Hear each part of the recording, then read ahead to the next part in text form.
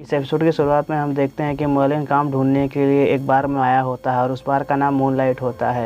Merlin बार के owner से कहता है, मैडम अगर आप अभी भी वेटर ढूंढ रही हैं तो मैं वेटर की पोजीशन के लिए सबसे अच्छा आदमी रहूँगा। मेरे होते हुए इस बार की आपको सिक्योरिटी की चिंता भी नहीं करनी पड़ेगी। इनकी बात सुनकर बार ओनरों को समझ में नहीं आ रहा होता है कि वो क्या करे। मर्लिन कहता है, मैं बार्स की सेल्स बढ़ाने के लिए 100% मेहनत करूँगा।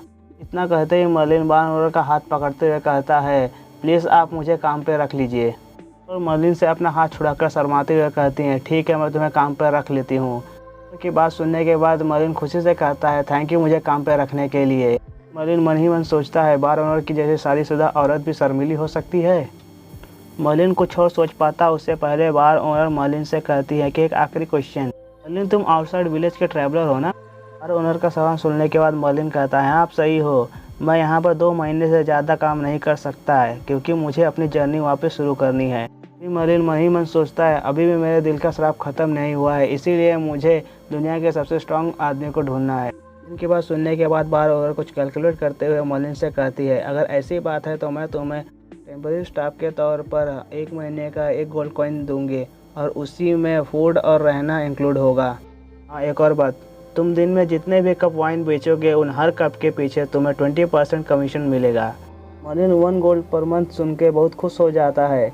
तभी बार ओनर मर्लिन से कहती है, मर्लिन तुम्हें यह काम जितना आसान लगता है उतना है नहीं, क्योंकि हमारा जो बार है वो सिर्फ लेडीज़ के लिए ही है और ये तुम्हारा काम है उन्हें ड्रिंक बेचना। और मैं आशा करती हूँ कि तुम ड्रिंक बेचने के लिए कुछ अनोखे तरीके अपनाओगे। बार ओनर की बात सुनने के बाद मर्लिन बार ओनर से कहता है, अनोखे तरीकों से आपका क्या मतलब है? मर्लिन के सवाल का जवाब देते हुए बार ओनर मर्लिन से कहती हैं, जैसे कि तुम उनसे बहुत अच्छे से बात कर सकते हो और उन्हें कुछ रिलेशनशिप एडवाइस भी दे सकते हो और तुम उन कस्टमर के साथ अपना बहुत गहरा रिश्ता भी बना सकते हो। बार ओनर की बात सुनने के बाद मर्लिन एकदम शॉक हो जाता है।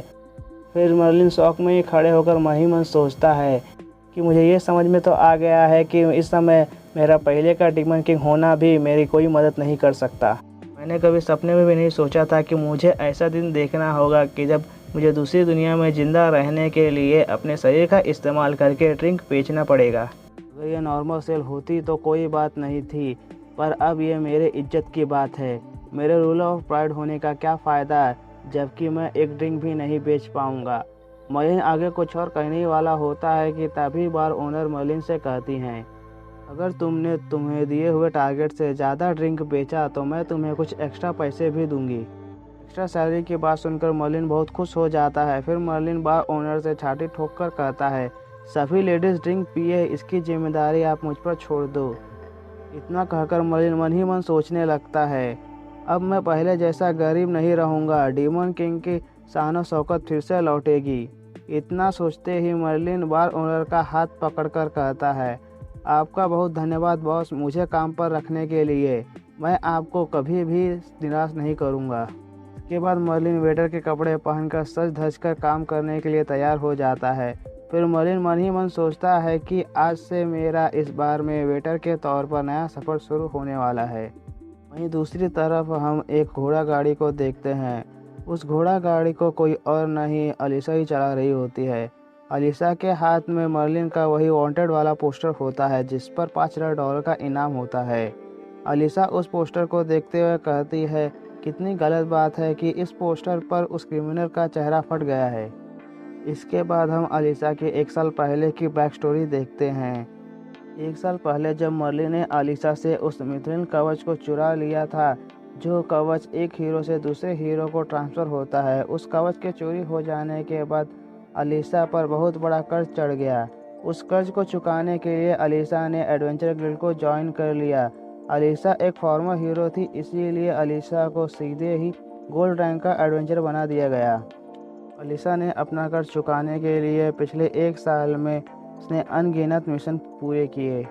अलीसा के सर पर अभी भी बहुत बड़ा कर्ज था, पर उसकी हालत मर्लिन से लाख गुना अच्छी थी। अलीसा अपने कर्ज को भरने के साथ साथ अपने लिए रहने का भी बंदोबस्त कर पाई थी। इसके बाद ये एपिसोड यहीं पर ख़त्म हो जाता है। अगर आपको हमारा वीडियो पसंद आया तो हमारे वीडियो को लाइक कीजिए और हमारे चैनल को सब्सक्राइब कीजिए।